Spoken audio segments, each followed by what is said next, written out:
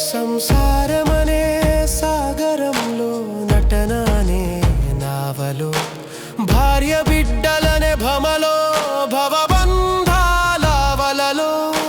జీవురు చిక్కి భ్రమసి మురిసి పయనించి అలసి సొలసి ఏదో ఒకరోజు మృత్యువనే పాశం ఎదురైనప్పుడు నీతో గడిపిన వాళ్ళెవరూ నీతో రాక